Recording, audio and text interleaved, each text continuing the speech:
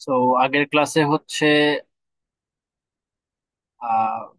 Product life cycle theory আগ পর্যন্ত দেখা হয়েছে, যেটা ছিল ক্লাস লেকচার 5, 5 নম্বর লেকচার। সো এখন স্টার্ট হচ্ছে 6 নম্বর লেকচার, যেটা হচ্ছে প্রোডাক্ট লাইফ সাইকেল থিওরির উপর বেস করে। তো লেকচার 5-এ আমরা কি দেখছিলাম? লেকচার 5-এ দেখছিলাম হচ্ছে ইন্টারনালাইজেশন থিওরিটা।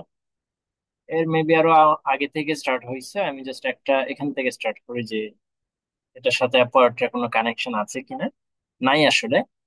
ইন্টারনালাইজেশন থিওরিটা ছিল যে আহ, আমার সামনে যদি কোনো একটা বাধা আসে, সেটাকে আমি কিভাবে ক্যাপিটালাইজ করতে পারি, সেটাকে কিভাবে আমি সুবিধায় রূপান্তর করতে পারি। ইন্টারনালাইজেশন থিওরি এটা ছিল, এই যে একটা অসুবিধাকে সুবিধায় রূপান্তর করা। ঠিক আছে। সো এখানে এক্সাম্পল দেখছিলাম মাইক্রোসফটের, এক্সাম্পল দেখছিলাম হচ্ছে টয়োটা মিৎসুবিশির। আর এটা ছিল মোটামুটি একটা মেজর টপিক, যে ইমপ্লিকেশন অফ ইন্টারনালাইজেশন থিওরি। যে ইন্টারনালাইজেশন থিওরির ইমপ্লিকেশনটা কি, এটাকে আমরা অন্যভাবে বলতে পারি যে why this market imperfections are increasing. কেন মার্কেট ইমপারফেকশনস গুলা বাড়তেছে? এটার বিভিন্ন কারণ ছিল, যে countervailing effect, regional integration, environmental প্রোটেকশনের কারণে ইয়াগুলা বাড়তেছে, কনজিউমার সেফটির কারণে ইমপারফেকশনস গুলা বাড়তেছে, হিউম্যান রাইটস এবং ট্রিপস। এই পর্যন্ত ছিল হচ্ছে ইন্টারনালাইজেশন থিওরি। সো ওইটার সাথে প্রোডাক্ট লাইফ সাইকেল থিওরির কোনো সম্পর্ক নেই, একদম new topic product life cycle থিওরিটা। তো প্রোডাক্ট লাইফ সাইকেল থিওরিতে কি বলা হয়েছে? এটা আসলে রেমন্ড ভার্নন নামের একজন ব্যক্তি ইন্ট্রোডিউস করছে ইন 1960s, বা তার মিডে আর কি, মিড 1960s-এ। রেমন্ড ভার্নন নামের একজন ব্যক্তি। So product life cycle theory, তাই তো? আচ্ছা, অ্যাকর্ডিং টু দিস থিওরি, এই থিওরিটা বলে যে আসলে একটা প্রোডাক্টের প্রোডাকশন এবং কনজাম্পশনের যে প্লেস, হ্যাঁ, প্রোডাকশন, কোথায় প্রোডাকশন হবে এবং কোথায় কনজাম্পশন হবে, সেটা আসলে এই প্রোডাক্টের লাইফে, মানে লাইফের কোন পর্যায়ে আছে প্রোডাক্টটা, সেটার উপর ডিপেন্ড করে। প্রোডাক্টটা যদি শুরুর, মানে একদম তার লাইফের শুরুর দিকে থাকে, তাহলে এক জায়গায় প্রোডাকশন হয় এবং কনজাম্পশন হয়। প্রোডাক্টটা যখন একটু ম্যাচিউর স্টেজে যায় বা একটু শেষের দিকে যায়, তখন সেটা অন্য জায়গায় প্রোডাকশন এবং কনজাম্পশন হয়। ঠিক আছে। শুরুর মানে একদম ইনিশিয়াল পর্যায়ে, ইনিশিয়ালি হচ্ছে এটা এক জায়গায় কনজাম্পশন প্রোডাকশন হয় এক জায়গায়। আর পরে যখন নেক্সট স্টেজে হচ্ছে এটা অন্য জায়গায় প্রোডাকশন এবং কনজাম্পশন হয়।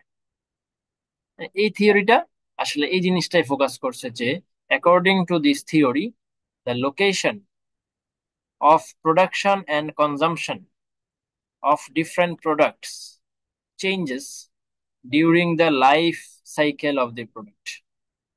তার যে লাইফ, সে লাইফের বিভিন্ন পর্যায়ে বিভিন্ন দেশে প্রডিউসড হয় এবং কনজাম্পশন হয়। ঠিক আছে। সো দেখি কিভাবে কোন লাইফের কোন স্টেজে কোথায় প্রডিউস হয়, এটা একটু পরে গ্রাফের মধ্যে দেখা হবে আর কি। সো এখানে আসলে কোন প্রোডাক্ট গুলো নিয়ে কথা বলা হচ্ছে, এটা একটু দেখার বিষয়। সেটা হচ্ছে যে যে প্রোডাক্ট গুলা মেস প্রডিউসড হয়, মানে অনেক বেশি পরিমাণে প্রডিউসড হয়, যেমন GM, general motors, Ford, Toyota, এইগুলা। হ্যাঁ, অথবা আরো আছে টেলিভিশনস, পার্সোনাল কম্পিউটার্স, ইনস্ট্যান্ট ক্যামেরাস, এগুলা। এই জিনিসগুলা, এই জিনিসগুলাকেই হচ্ছে আসলে ফোকাস করে এই থিওরিটা, এই প্রোডাক্ট গুলাকে আর কি। কিছু প্রোডাক্ট আছে না যেগুলা অল্প পরিমাণে প্রডিউসড হয়, ওই প্রোডাক্ট গুলাকে এই থিওরির আন্ডারে কভার করা যায় না। ঠিক আছে।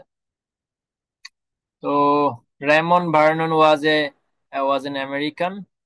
দ্যাটস ওয়াই এই থিওরিটাতে ইউএস এর একটা বায়াসনেস আছে, যেহেতু সে আমেরিকান ছিল।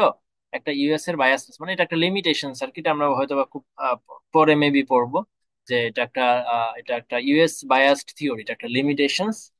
আর আরেকটা লিমিটেশনস হচ্ছে যে যেগুলা খুব কস্টলি প্রোডাক্ট এবং আনকমন প্রোডাক্ট, যেমন রোলস রয়েক বা রোলস রয়েস, এইগুলার মানে এগুলা তো হচ্ছে ম্যাস প্রডিউসড প্রোডাক্ট না। এটা একটু আগে আমি যেটা বললাম যে ম্যাস প্রডিউসড প্রোডাক্ট না, এইরকম প্রোডাক্টের ক্ষেত্রে এই থিওরিটা অ্যাপ্লিকেবল না। ওকে, তাহলে এটার মেইন কথা হচ্ছে যে একটা প্রোডাক্ট তার লাইফ সাইকেলের বিভিন্ন স্টেজে বিভিন্ন জায়গায় প্রডিউসড এবং কনজাম্পশন হয়। আর এই থিওরিটার দুইটা লিমিটেশনস হচ্ছে যে এটা একটা ইউএস বায়াসড থিওরি, এবং সেকেন্ড হচ্ছে যে ম্যাস প্রডিউসড না, এইরকম প্রোডাক্টের জন্য এই থিওরিটা অ্যাপ্লাইকেবল না। তো এরপরে কি বলছে, Vernon observed that a large portion of the world's new product was developed by the US firms and also sold first in the US market. Vernon দেখছে যে ওয়ার্ল্ডের নিউ যত প্রোডাক্ট আছে, মানে বেশিরভাগ প্রোডাক্টই, নতুন নতুন যত প্রোডাক্ট আছে, এগুলা ইউএসএ তে প্রডিউসড হয়। ভার্ননের একটা অবজারভেশন এটা, যে বেশিরভাগ নতুন নতুন প্রোডাক্ট ইউএসএ তে প্রথম ডেভেলপ করা হয়। এবং সেখানেই এগুলা কনজাম্পশন হয়, তার মানে প্রডিউসডও হয় ইউএসএ তে, কনজাম্পশনও হয় ইউএসএ তে। এটা ভার্ননের একটা অবজারভেশন। এটার কারণ হিসেবে সে দুইটা কারণ বলছে, যে কেন ইউএসএ তেই বেশি প্রোডাকশন হয় নতুন নতুন প্রোডাক্ট, এবং সেটা আবার ইউএসএ তে কনজাম্পশন হয়। এর কারণ হচ্ছে দুইটা। একটা হচ্ছে যে ওদের অয়েল অনেক বেশি, মানে ওদের যে কনজিউমার যারা আছে, ওদের অয়েল অনেক বেশি বা অয়েলদি পিপল বেশি ওদের মার্কেটে, এবং ওদের মার্কেটের সাইজটা অনেক বড়। এই দুইটা কারণ, ঠিক আছে।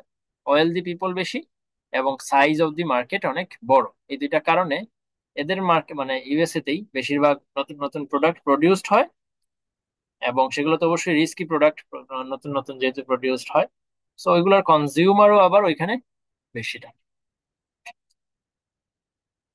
এরপরে this is the reason why initial ফেজে এসব প্রোডাক্টের প্রোডাকশন এবং কনজাম্পশন ইউএসএ তে ফ্লোরিশ করছে। তার মানে একটা প্রোডাক্ট তার লাইফ সাইকেলের শুরুতে ইউএসএ তে প্রডিউসড হয় এবং কনজাম্পশন হয়। আচ্ছা, সো এখন হচ্ছে মেইন থিওরিতে চলে আসছি। এটা হচ্ছে গ্রাফের মাধ্যমে বোঝানো হবে যে প্রোডাক্ট গুলা কোন স্টেজে কোথায় প্রডিউসড হয়, কনজাম্পশন হয়। সো এখানে তিনটা তিনটা ফেজ নিয়ে কথা বলা হবে। ফেজ ওয়ান, যেটা হচ্ছে ইন্ট্রোডাকশন ফেজ। ফেজ টু, যেটা হচ্ছে গ্রোথ ফেজ, যেখানে প্রোডাক্টটা হচ্ছে গ্রো করে, মানে বেশি প্রোডাকশন কনজাম্পশন হয়। আর 3 নাম্বার ফেজ হচ্ছে স্ট্যান্ডার্ডাইজেশন অর ম্যাচিউরিটি ফেজ, যে স্টেজে প্রোডাক্টটা ম্যাচিওর লেভেলে চলে আসে। এই হচ্ছে তিনটা ফেজ। হ্যাঁ, একটা প্রোডাক্টের লাইফে সে তিনটা স্টেজ পার করে। সো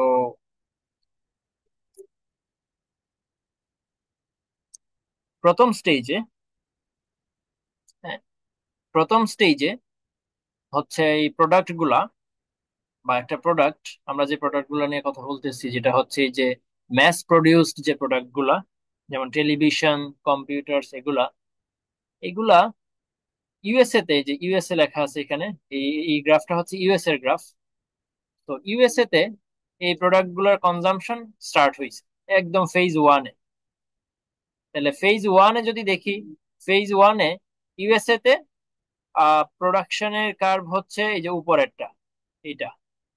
ওকে, আর ইউএসএ তে কনজাম্পশনের কার্ভ হচ্ছে এই যে এটা। তার মানে কি, প্রোডাকশন বেশি হচ্ছে, এটা যদি প্রোডাকশনের কার্ভ হয়, এটা প্রোডাকশনের কার্ভ উপরেরটা, এটা হচ্ছে কনজাম্পশনের কার্ভ। তাহলে ফেজ ওয়ানে এবং ফেজ টু তেও মোটামুটি, হ্যাঁ, ফেজ ওয়ান এবং ফেজ টু তে কি হচ্ছে, প্রোডাকশনটা বেশি, কনজাম্পশনটা কম ইউএস এর। তো তারা কি করতে পারতেছে, এক্সপোর্ট করতে পারতেছে। ফেজ ওয়ান এবং টু তে তারা কি করে, এক্সপোর্ট করে। ফেজ 1 এবং 2-তে ইউরোপের কি অবস্থা? এটা হচ্ছে Europe and other developed countries. হ্যাঁ, ইউএসএ ছাড়া অন্যান্য যে ডেভেলপড কান্ট্রি গুলো আছে,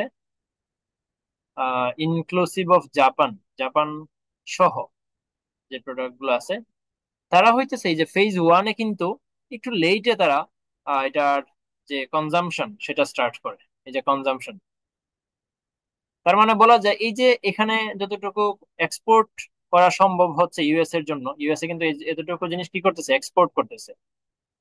এই যে জায়গাটা, এই জায়গাটা কোথায় যাচ্ছে? এই এক্সপোর্টটা আসলে কোথায় যাচ্ছে? যাচ্ছে আসলে এই যে ইউরোপ এবং আদার যে ডেভেলপড কান্ট্রি আছে সেখানে যাচ্ছে আসলে। ঠিক আছে, এই কান্ট্রি গুলাতে এটা ইম্পোর্ট হইতেছে। তার মানে এখানের যে এক্সপোর্ট যেটা, সেটা এখানের ইম্পোর্ট। ঠিক আছে, ফেজ 1-এ তাহলে হচ্ছে ইউএসএ হচ্ছে এক্সপোর্টার, ইউএসএ হচ্ছে এক্সপোর্টার, আর ইউরোপ এবং আদার ডেভেলপড কান্ট্রি গুলা হচ্ছে ইম্পোর্টার।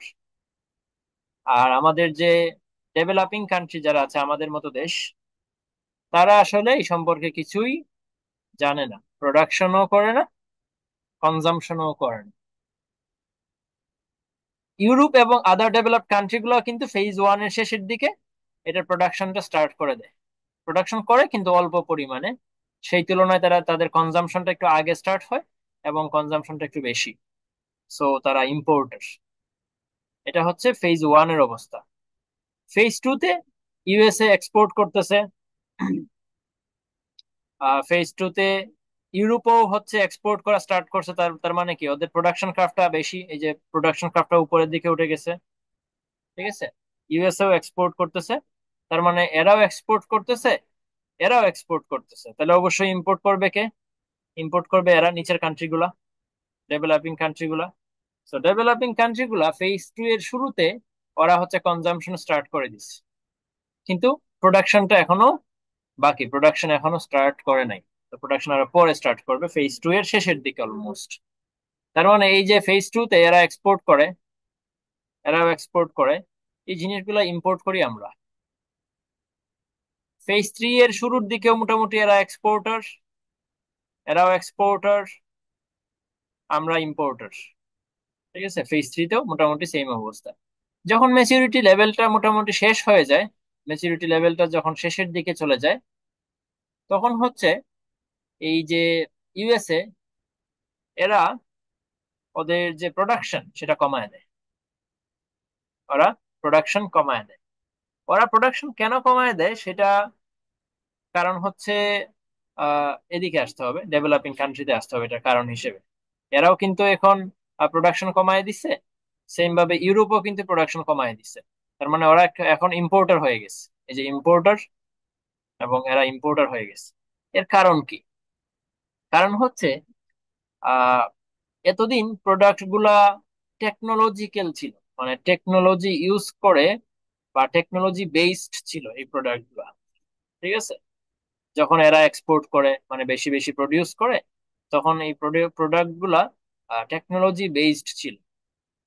কিন্তু যখন ডেভেলপিং কান্ট্রি এই প্রোডাক্টটা প্রডিউস করা স্টার্ট করে, ওরা হচ্ছে ওদের তো লেবার আছে অনেক, labour intensive country developing country গুলা। সো ওরা এই প্রোডাক্ট গুলাকে লেবার বেসড বানায় ফেলে। লেবার বেসড বানানোর ফলে কস্ট হচ্ছে ওদের অনেক কম হয়। হ্যাঁ, কারণ লেবার তো সস্তা ডেভেলপিং কান্ট্রিতে। সো যার কারণে কস্ট অনেক কমে যায়। সো যেহেতু এদের কস্ট কম হয়, সো ওরা এখন বেশি প্রডিউস করে। কনজাম্পশন অবশ্যই আগের তুলনায় বাড়ছে, কিন্তু প্রোডাকশনটা বেশি বাড়ছে, যার কারণে এখন আমরা এক্সপোর্ট করা স্টার্ট করে দিচ্ছি। সো আমরা যেহেতু এক্সপোর্ট করতেছি, ওরা কি করবে? ইম্পোর্ট করবে। কারণ ওরা হচ্ছে এখন আর এই প্রোডাক্ট গুলা বানায় না, কারণ ওদের হচ্ছে কি হয়, কস্ট বেশি হয়ে যায়, আমাদের কস্ট কম হয়। সো আমরা প্রডিউস করি, আর ওরা হচ্ছে এটা ইম্পোর্ট করে। এই হচ্ছে তাহলে তিনটা স্টেজ। হ্যাঁ, ফেজ 1, ফেজ 2, ফেজ 3।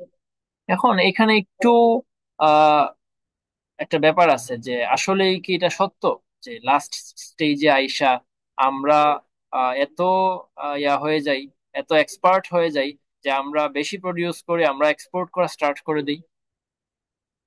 এটা আসলে স্যার যখন এই জায়গাটা পড়াচ্ছিল, তখনই আসলে এই কোয়েশ্চেনটা আসছিল আমার মনের মধ্যে যে আসলেই কি এটা সম্ভব হচ্ছে।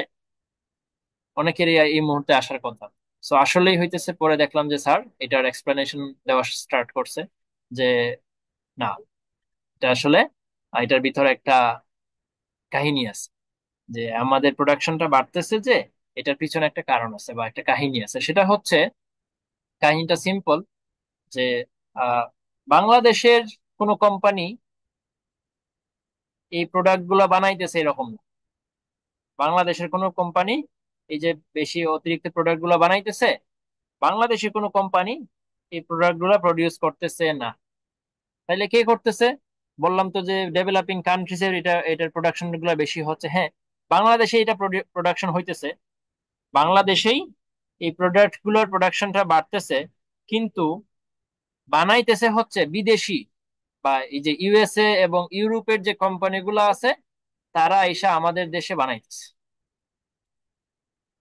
ঠিক আছে, এই হচ্ছে কাহিনী, যে কেন আমাদের দেশে লাস্টের দিকে আইসা প্রোডাকশনটা বাইরা যায়।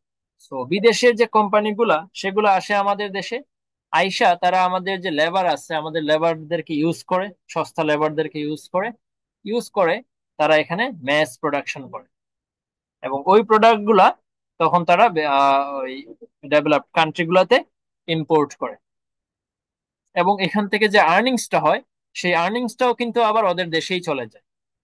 স্বাভাবিক, ওদের যে আর্নিংস ওটা তো ওদের দেশেই যাবে। সো এইভাবে এইভাবে আমাদের দেশ বা ডেভেলপিং কান্ট্রিজ যেগুলো আছে, এগুলা মার্জিনালাইজড হচ্ছে এইভাবে। এই ব্যাখ্যাগুলাই এখানে বলা আছে খুব সুন্দরভাবে, মানে জাস্ট পড়লেই বোঝা যায়, এত সুন্দর করে লেখা এই নোটটা। যে এখানে দেখা যাচ্ছে সবার প্রথমে প্রোডাক্টের প্রোডাকশন এবং কনজাম্পশন শুরু হয়েছে ইউএসএ তে। এর কিছুদিন পরে ইউরোপ আসছে, এর কিছুদিন পরে হচ্ছে আমাদের ডেভেলপিং কান্ট্রি গুলা স্টার্ট করা, প্রোডাকশন করা স্টার্ট করছে। তো এই জিনিসগুলা বলছি, এগুলো আর দেখতেছি না। আহ ক্রিটিসিজমে ঢুকে যাই, যে ক্রিটিসিজম কি, এটার লিমিটেশনস গুলা কি। ফার্স্ট ক্রিটিসিজম যে আমরা পড়ছিলাম যে ইউএস বায়াসড থিওরি, তো এটা এগেইন এখানে বললো যে এটা হচ্ছে ইউএস বায়াসড একটা থিওরি। কারণ কি? কারণ হচ্ছে এখানে শুধু ইউএস এর যে কন্ট্রিবিউশন, সেটাকে বেশি ফোকাস করা হয়েছে। মানে ওই ব্যক্তিটা মনে করছে যে ইউএসএ তেই সকল প্রোডাক্ট শুরুতে প্রডিউসড হয় এবং কনজাম্পশন হয়, কিন্তু এটা তো আসলে সত্যি না। সব প্রোডাক্ট কি আর ইউএসএ তে প্রডিউসড হয় বা কনজাম্পশন হয় শুরুতে? অন্যান্য কান্ট্রির তো অবশ্যই কন্ট্রিবিউশন আছে। এই জিনিসটাই বলছে যে ফর এক্সাম্পল, যদিও computers were first developed in USA তে যদিও কম্পিউটার্স মানে ফার্স্ট ডেভেলপড হয়েছে, কিন্তু এই যে কম্পিউটার ডেভেলপমেন্টে জাপান এবং ইন্ডিয়ান ডিজাইনারদের যে একটা কন্ট্রিবিউশন আছে, সেটাকে আসলে ওরা ডিনাইট করতেছে। এই যে এই ব্যক্তিটা, যে ব্যক্তিটা এই থিওরিটা দিছে, সে কিন্তু এই জাপান এবং ইন্ডিয়ানদের যে কন্ট্রিবিউশন, সেটাকে হচ্ছে কি করতেছে, ডিনাই করতেছে। মানে ওই ব্যক্তিটা আসলে ইউএস কেই মনে করছে যে ওরাই নতুন নতুন প্রোডাক্ট বানায়, ওরাই প্রডিউস করে, শুরুতে ওরাই কনজাম্পশন করে। হ্যাঁ, এটা একটা লিমিটেশনস, যে ইউএস এর দিকে তার একটা বায়াসনেস আছে। সেকেন্ড যে ক্রিটিসিজম, সেটা হচ্ছে আহ, আমরা অলরেডি যেটা বলছি, যে লাস্ট দিকে আইসা কি করে ডেভেলপিং কান্ট্রিজ হচ্ছে বেশি প্রডিউস করে বা আলটিমেট বেনিফিশিয়ারি হয়ে যায় বা এক্সপোর্টার হয়ে যায়। But this is not true in reality.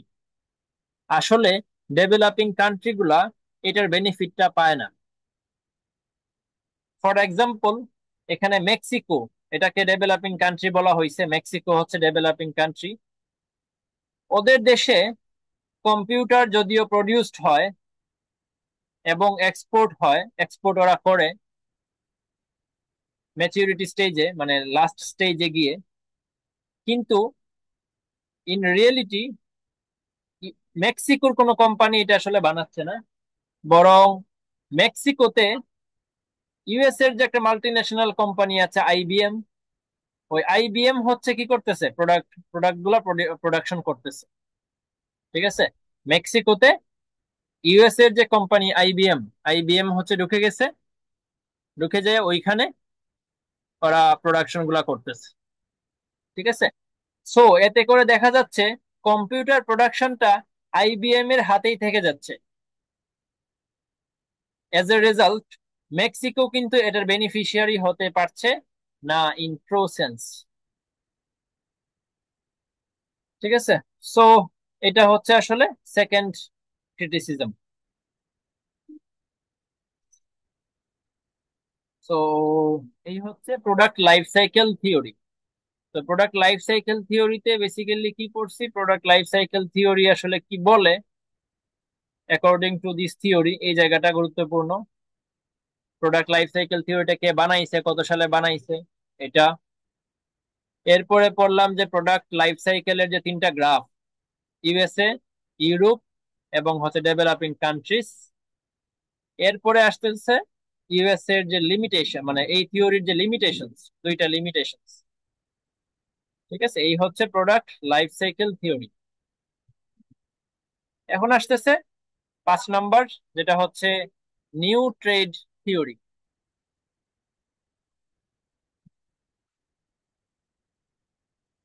New trade theory, তো মানে জাস্ট থিওরিটার নাম হচ্ছে নিউ। এখন কেন নিউ? কারণ হচ্ছে আমরা যে জিনিসগুলা ইকোনমিক্সে এতদিন পড়ে আসছি, ওই জিনিসটাকে একটু চেঞ্জ করে নতুন একটা জিনিস আমাদেরকে শেখানো হবে, নতুন একটা জিনিস ইন্ট্রোডিউস করা হবে, যার কারণে এই থিওরিটার নাম হচ্ছে নিউ।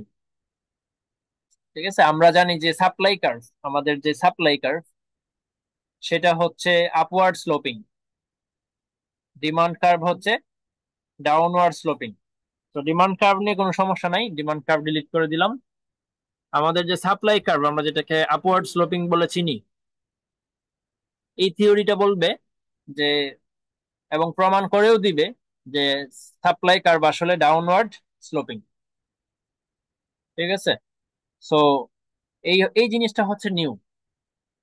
ঠিক আছে। সো দেখি ভিতরে ঢুকি কি আছে। এটাকে, এই যে নিউ ট্রেড থিওরিটাকে কেমব্রিজ ইউনিভার্সিটি এর একটি থিওরি বলা হয়। সো এটা ডেভেলপার হচ্ছে কেমব্রিজ ইউনিভার্সিটির কেউ একজন। ডিউরিং 1970 সালে এটা বানানো হয়েছে। Most economist argue that the increasing cost, ওই যে আমরা জানি যে কস্ট কি হয়, প্রোডাকশন বাড়লে, যে প্রোডাকশন যদি এখানে থাকে তাহলে আমাদের কস্ট হচ্ছে এই জায়গায়, এটা সাপোজ 5। তো আমরা যদি প্রোডাকশন বাড়াই তাহলে আমাদের কস্টও কি হয়, বাড়ে। ঠিক আছে, এটা যদি আমি 7 বলি তাহলে এটাও আমাকে, এটাকে আমি 7 বললাম suppose.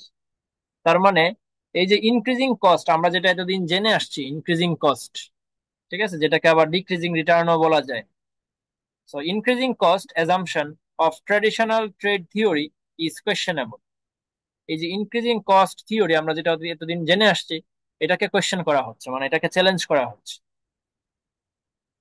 But due to the economies of scale and learning effects there should be increasing return অথবা decreasing cost for a higher level of output.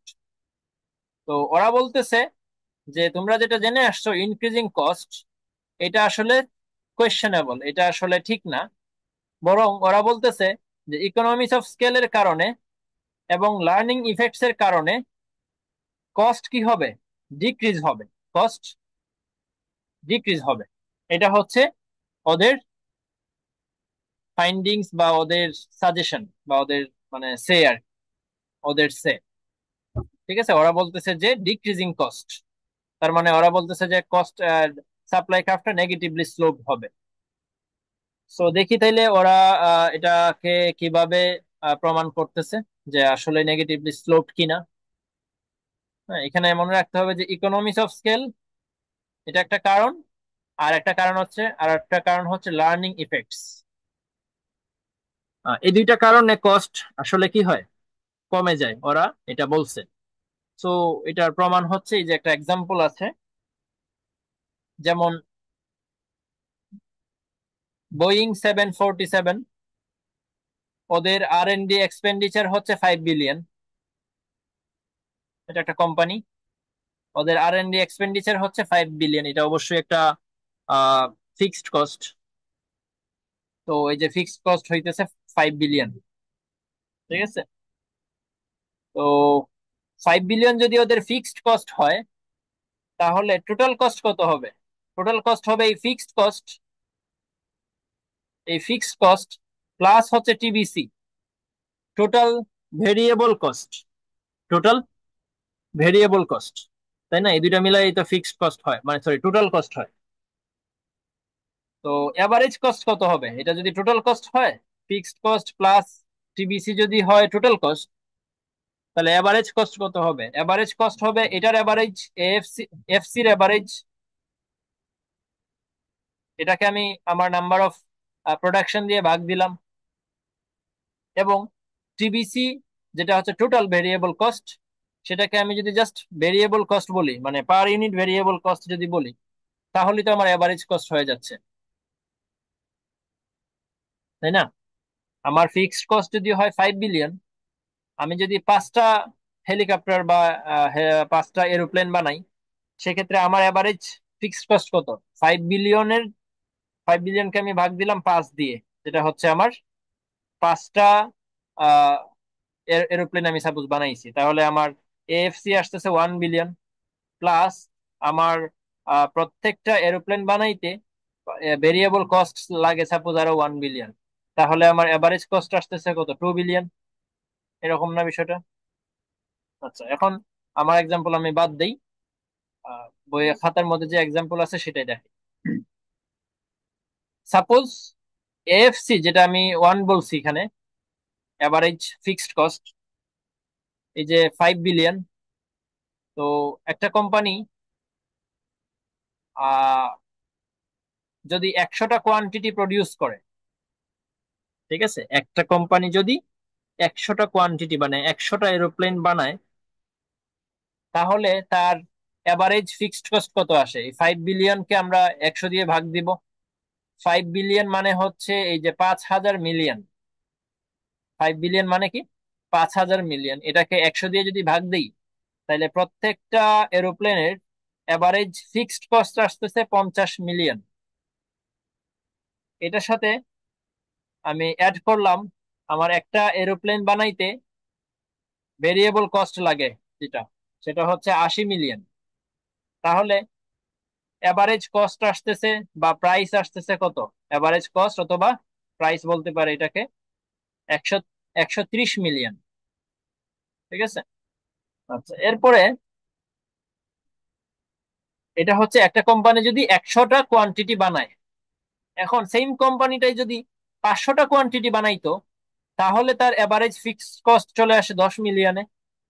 500 দিয়ে আমি 5,000কে ভাগ দিলাম, তাহলে 10 মিলিয়ন। এবং তার ভেরিয়েবল কস্ট তো আর চেঞ্জ হবে না, কারণ ভেরিয়েবল কস্ট তো সেম। একটা এরোপ্লেন বানাইতে ভেরিয়েবল কস্ট যা লাগে তাই তো। এখন তুমি 100টা বানাও আর 500টা বানাও, তাহলে ওর, ও যদি 500টা কোয়ান্টিটি বানায়, সেক্ষেত্রে ওর এভারেজ কস্ট আসতেছে কত? 90 মিলিয়ন। সেক্ষেত্রে কাস্টমারের জন্য লাভজনক কোনটা? একটা কোম্পানি যদি 100টা কোয়ান্টিটি বানায় সেটা লাভজনক, নাকি হচ্ছে 500টা কোয়ান্টিটি যদি বানায় সেটা লাভজনক? অবশ্যই 500টা কোয়ান্টিটি বানাইলে লাভজনক, কারণ সে যেহেতু 500টা কোয়ান্টিটি বানাইতেছে, তার মানে সে কোন সুবিধাটা পাচ্ছে? ইকোনমিক্স অফ স্কেলের সুবিধাটা পাচ্ছে। আর ইকোনমিক্স অফ স্কেলের সুবিধা পাওয়ার কারণে তার প্রোডাকশন কস্ট কম হইতেছে। প্রোডাকশন কস্ট কম হওয়ার কারণে সে কম প্রাইসে মানুষের কাছে বিক্রি করতে পারতেছে, যেটা কাস্টমারদের জন্য বেনিফিশিয়াল।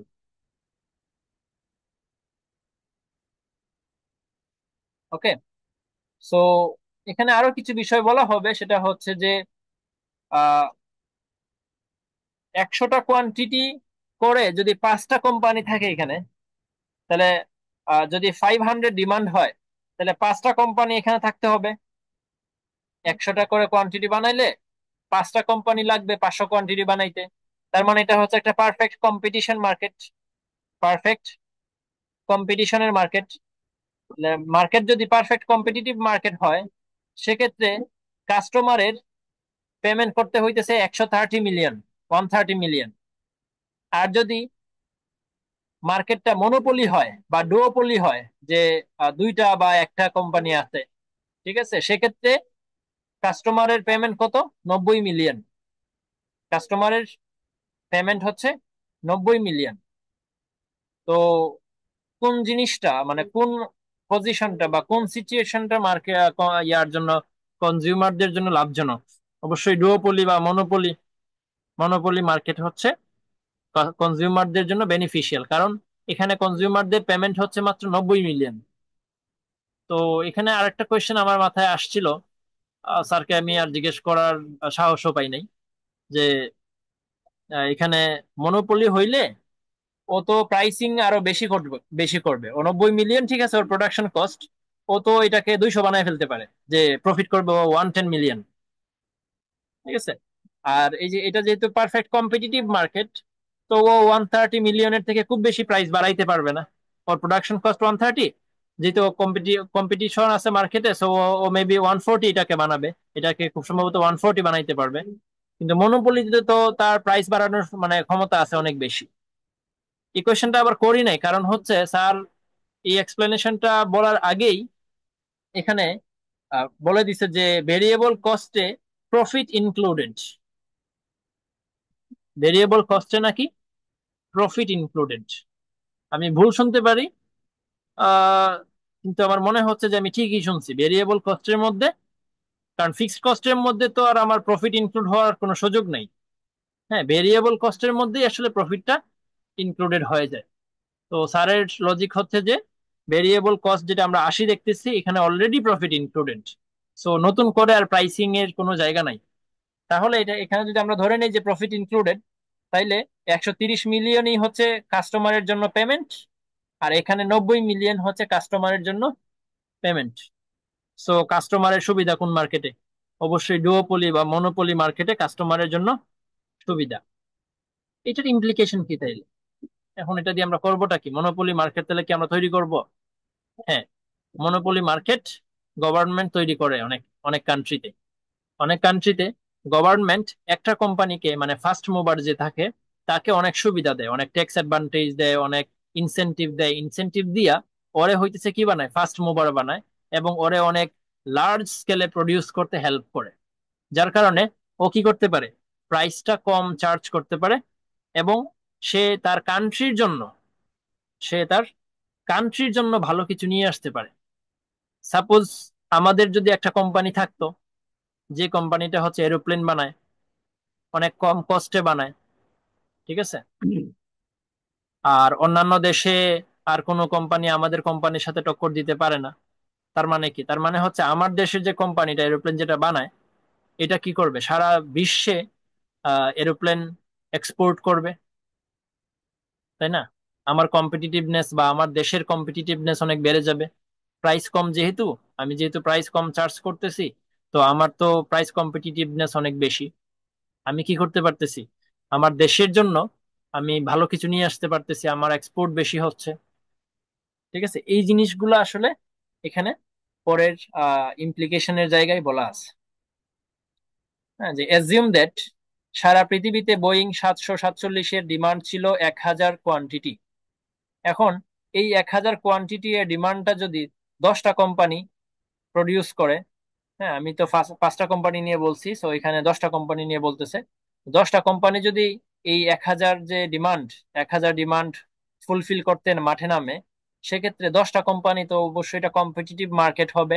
তো কম্পিটিটিভ মার্কেট হইলে প্রাইস কত? 130 মিলিয়ন। 130 মিলিয়ন। আর যদি দুইটা কোম্পানি প্রডিউস করে, তার মানে কি প্রত্যেকটা কোম্পানি 500টা করে বানাবে, যেটা হচ্ছে আমাদের এই যে 500। আর 10টা কোম্পানি বানাইলে যে 100টা করে প্রত্যেকটা কোম্পানি বানাবে। তো যদি দুইটা কোম্পানি হয় হয় সারা দুনিয়াতে, সেক্ষেত্রে 500টা করে বানাবে এক একটা কোম্পানি। ওই 500টা করে যদি সে বানায়, তার কস্ট কত? 90 মিলিয়ন। ঠিক আছে। সো এই আর কি। সো আহ বোঝা যাচ্ছে যে আসলে পারফেক্ট কম্পিটিশন মার্কেট যেটা, সেটা কাস্টমারদের জন্য বেনিফিশিয়াল না, বরং মনোপলি বা ডুওপলি মার্কেট হচ্ছে কাস্টমারদের জন্য বেনিফিশিয়াল। সো সাধারণভাবে আমরা বুঝি perfect market is the best kind of market, এটা আমরা নর্মালি বুঝি। কিন্তু এখানে দেখা যাচ্ছে, এখানে প্রমাণ করে দিচ্ছে যে আসলে মনোপলি মার্কেটই ভালো। সো এই থিওরিটাকে নিউ ট্রেড থিওরি বলা হয়। কারণ ইকোনমিক্স এর যে কিছু অয়েল এস্টাবলিশড যে থটস, এগুলোকে চ্যালেঞ্জ করতেছে। এই যে মাত্র আমরা একটা বললাম, এতদিন আমরা পড়ে আসছি যে পারফেক্ট কম্পিটিশন মার্কেট ভালো, পারফেক্ট কম্পিটিশন মার্কেট ভালো, এখন সে বলতেছে মনোপলি মার্কেট ভালো। এটা একটা। আর একটা জিনিস হচ্ছে যে সাপ্লাই কার্ভ, আমরা যেটা পড়ে আসছি এতদিন, আর আপওয়ার্ড স্লোপিং, আপওয়ার্ড স্লোপিং, এখন ও বলতেছে না, এটা ডাউনওয়ার্ড স্লোপিং। ঠিক আছে, এই জিনিসগুলোকে যেহেতু সে চ্যালেঞ্জ করতেছে, নতুন কিছু আমাদেরকে শেখাচ্ছে, এই থিওরির নাম হচ্ছে নিউ ট্রেড থিওরি। ঠিক আছে। আচ্ছা, এরপরে আমরা তো বললাম যে এখানে আমাদের প্রোডাকশন কস্ট হচ্ছে 130 মিলিয়ন, 100 কোয়ান্টিটি বানাইলে, আর 500 কোয়ান্টিটি বানাইলে 90 মিলিয়ন। তার মানে এখানে কি বললাম, জাস্ট ইকোনমিক্স অফ স্কেলের কারণে 90 মিলিয়নে প্রডিউস করাটা সম্ভব হচ্ছে। লার্নিং ইফেক্টসটা কিন্তু স্টিল বাকি। লার্নিং ইফেক্টস এর কারণে কিন্তু এই কস্টটাকে আরো কমানো সম্ভব। যেহেতু শুরুতে হচ্ছে আমি 500 কোয়ান্টিটি বানাই, প্রথম বছর যখন আমি 500 কোয়ান্টিটি বানাই, তখন আমার কস্ট হয় 90 মিলিয়ন। ঠিক আছে, আস্তে আস্তে যখন আমি 2 বছর, 3 বছর, 4 বছর প্রডিউস করব, সেক্ষেত্রে কিন্তু আমার লার্নিং ইফেক্টস চলে আসবে। সেক্ষেত্রে আমার লার্নিং ইফেক্টস চলে আসবে।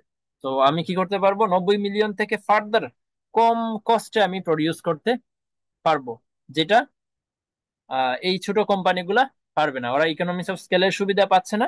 ওরা হয়তো বা লার্নিং ইফেক্টস এর সুবিধাটা ওরাও কিছুটা পাবে, কিন্তু ওরা বেশি পাবে লার্নিং ইফেক্টস এর সুবিধাটা, এবং ইকোনমিক্স অফ স্কেলের সুবিধা তো ওরা পাচ্ছেই।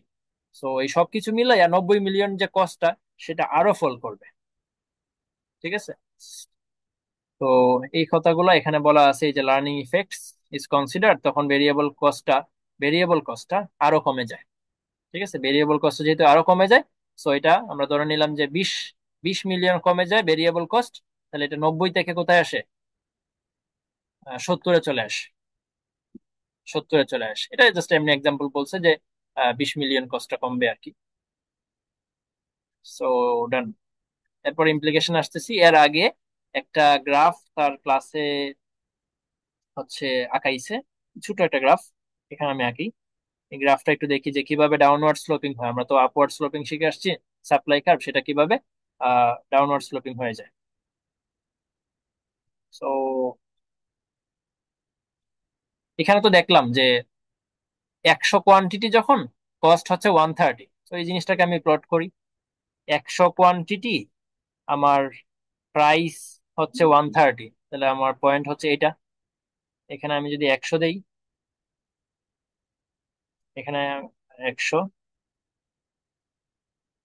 আর এটা হচ্ছে তাহলে কত, 130। 130, আর এটা হচ্ছে তাহলে আমার কোঅর্ডিনেটটা। এরপরে যখন 500 হইলো, তখন আমার কস্ট কততে চলে আসলো, 90-এ। 590। ওকে, সো 500 কোয়ান্টিটি এখানে বসাই, এই যে 500, এটা হচ্ছে 500, জাস্ট 5 লিখি। 500, সো 500 সময় প্রাইস কত হয়ে যাবে, 90। তার মানে এদিকে আসবে, নিচে নিচে নিচে নেমে আসবে এটা। সো আমার কোঅর্ডিনেট হচ্ছে এটা। সো সাপ্লাই কার্ভটা দাঁড়াচ্ছে এই। তার মানে সাপ্লাই কার্ভ এখন কি হয়ে গেল, ডিমান্ড কার্ভের মতো হয়ে গেল। সাপ্লাই কার্ভ যদি এটা হয়,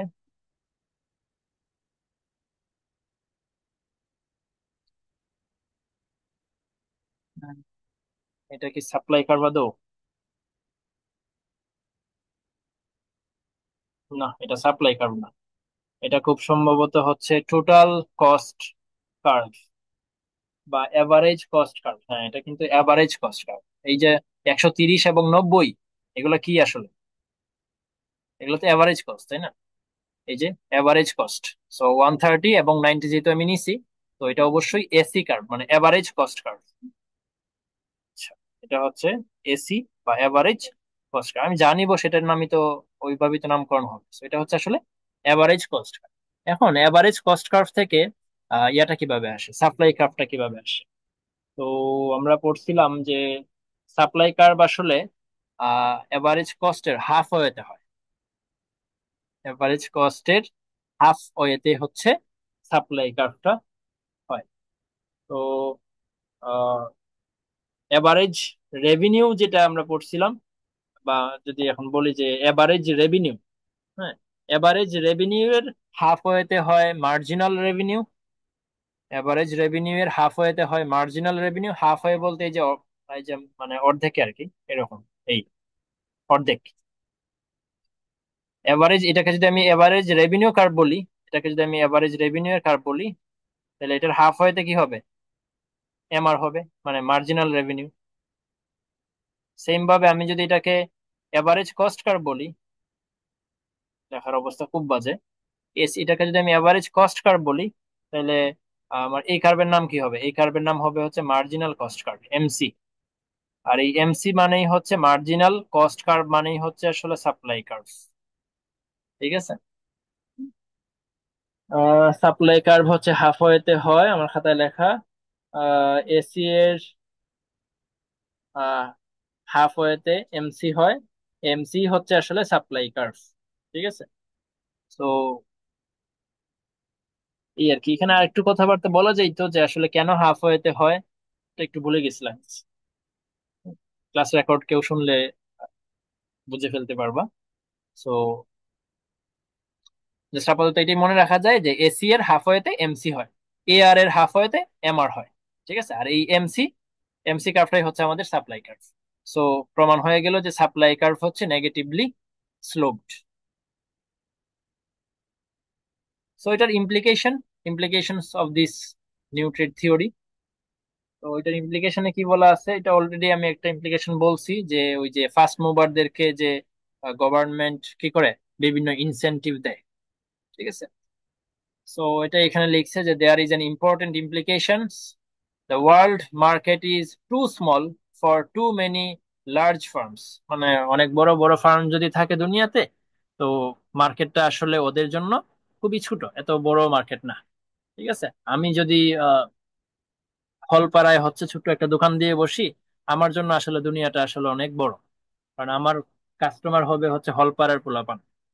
তো সেক্ষেত্রে দুনিয়াটা আমার জন্য অবশ্যই অনেক বড়, কারণ আমি পুরো দুনিয়ার মানুষদেরকে সার্ভ করতে পারতেছি না।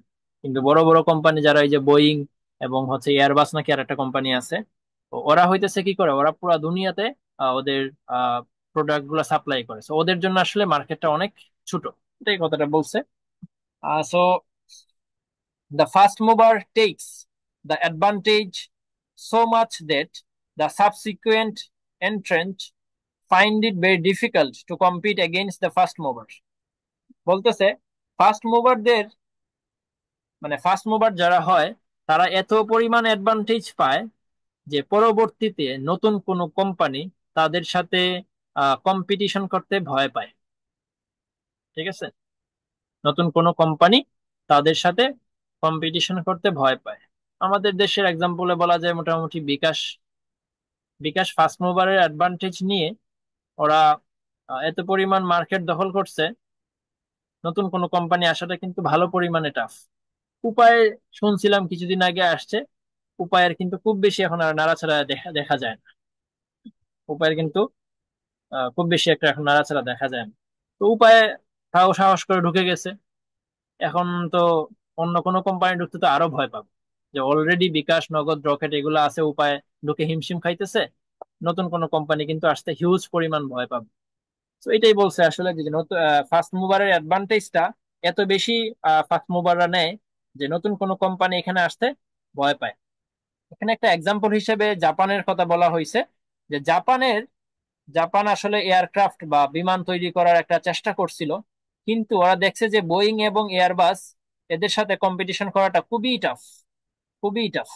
তো জাপানের গভর্নমেন্ট আসলে সাবসিডি দেয় প্রচুর পরিমাণে, ফার্স্ট মুভারদেরকে প্রচুর পরিমাণে সাবসিডি দেয়। তো জাপানই হইতেছে, মানে জাপানের কোম্পানিটাই ভয় পাইছে যে বোয়িং এবং এয়ারবাসের সাথে কম্পিটিশন করবে। এত পরিমাণ সাবসিডি দেয় জাপান, ওই জাপানের দেশের মতো একটা দেশের একটা কোম্পানি হচ্ছে বোয়িং এবং এয়ারবাসের সাথে কম্পিটিশন করতে আসে নাই। সাবসিডি পাইলে তো নর্মালি কম্পিটিশন করতে আসার কথা।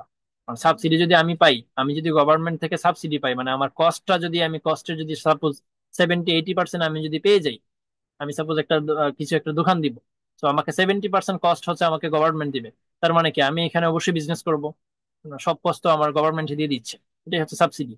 তো জাপানের গভর্নমেন্ট অনেক সাবসিডি দেয়, তাও জাপানের ওই কোম্পানিটা, যে কোম্পানিটা এয়ারক্রাফট বানাইতে চেষ্টা করছিল, তারা হচ্ছে বোয়িং এবং এয়ারবাসের সাথে টক্কর দিতে আসে নাই।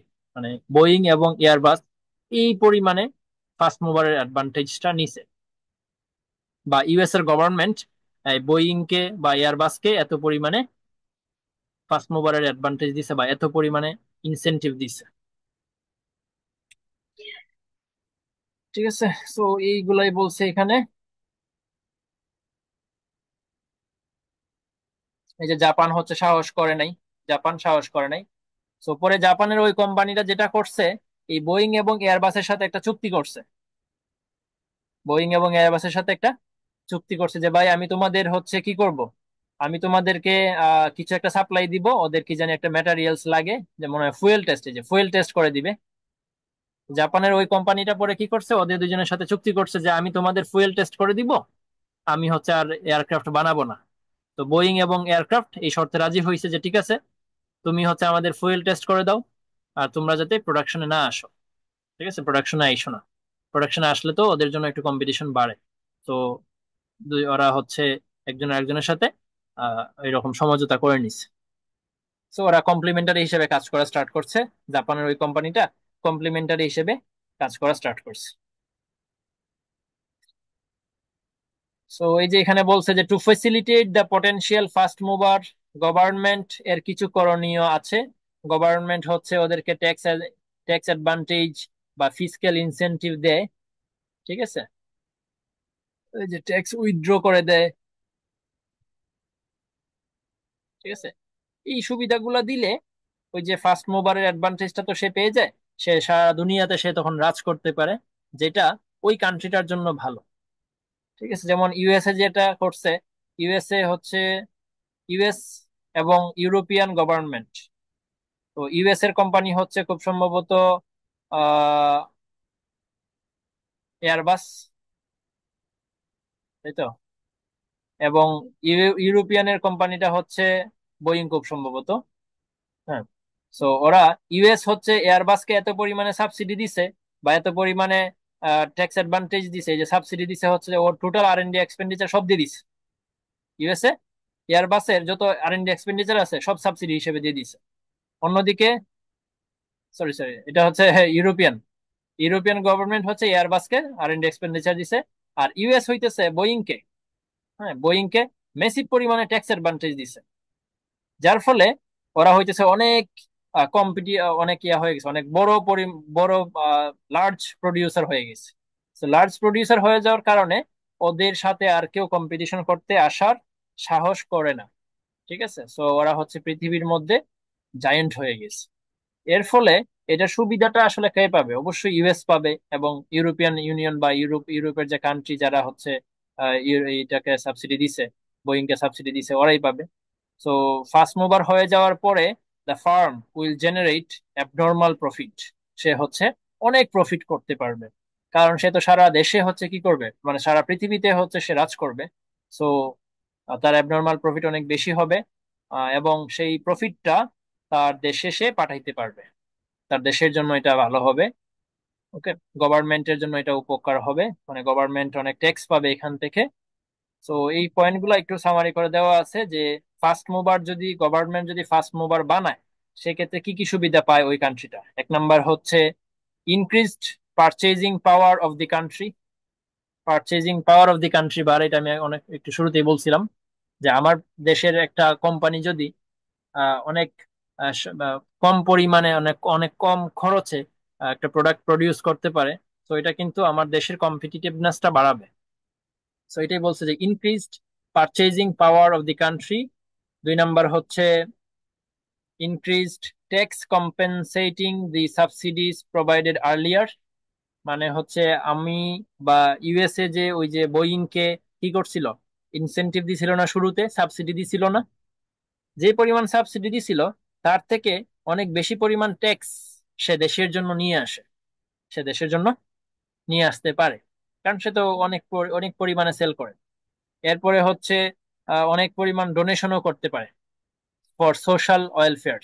যেহেতু অনেক বড় কোম্পানি, অনেক বেশি পরিমাণে প্রফিট হয়, তো সে কি করে, অনেক সোশ্যাল ওয়েলফেয়ারও করে ওই নিজের দেশের জন্য। তাহলে এই জিনিসগুলা দেশের পার্সপেক্টিভে ওই দেশের সুবিধা। ঠিক আছে, ওই দেশের সুবিধা হিসেবে বলা হয়েছে আর কি। এরপরে আসতেছে এফএসসি।